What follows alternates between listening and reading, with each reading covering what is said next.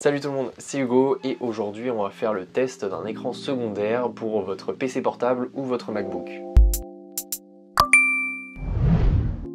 Effectivement, dans le game des moniteurs ou des écrans secondaires, tout simplement on a beaucoup de choses dont les écrans portables et aujourd'hui j'ai voulu tester ce genre d'écran pour voir un petit peu ce que ça vaut. Donc là on a le modèle Duex Plus, c'est pas le plus haut de gamme de la marque mais c'est pas le plus bas de gamme non plus. On va voir un petit peu ce que ça vaut, je l'ai utilisé avec mon Mac pour faire du montage, pour faire du multitâche et on va voir un petit peu ce que ça vaut. Donc cet écran peut être posé sur une table ou tout simplement fixé à votre MacBook pour qu'il puisse être déplié de derrière votre écran et ainsi faire un réel deuxième écran à votre PC ou à votre Mac. Ça fait un affichage supplémentaire et il se démarre quand vous le dépliez. À la sortie de la boîte, quand je ne connais pas un produit, j'aime bien lire la notice d'utilisation pour savoir à quoi m'attendre et s'il y a beaucoup d'étapes d'installation. Et là j'étais dans le manuel d'utilisation et là je lis plein de procédures pour mettre cet écran en route et là je me dis bon ça va être chiant, c'est un produit qui est difficile à mettre en place, difficile à utiliser, donc franchement ça va me barber rapidement. Au final j'ai juste branché l'écran à mon Mac et en fait ça fonctionne directement, il n'y a pas forcément énormément d'installation à faire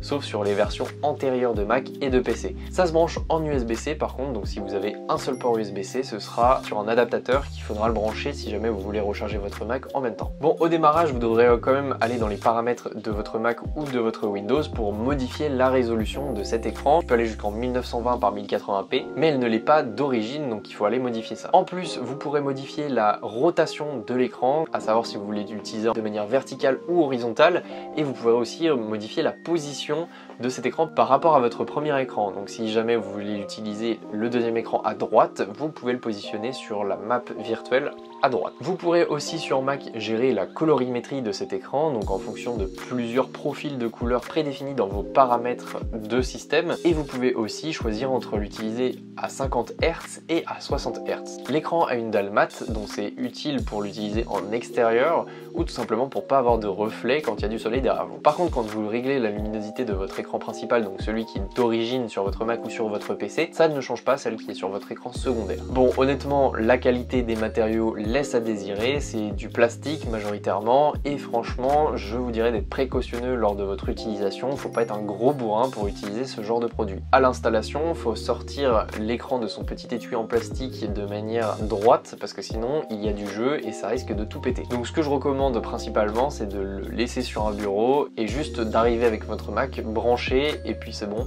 Normalement vous aurez votre deuxième écran, pas besoin de le fixer sur le Mac même si vous pouvez le faire avec l'installation d'aimants et avec des guides qui vous sont directement fournis dans la boîte. Bon, et quoi de plus à dire à part que c'est un bon écran d'entrée de gamme si jamais vous voulez un écran secondaire pour votre Mac ou votre PC.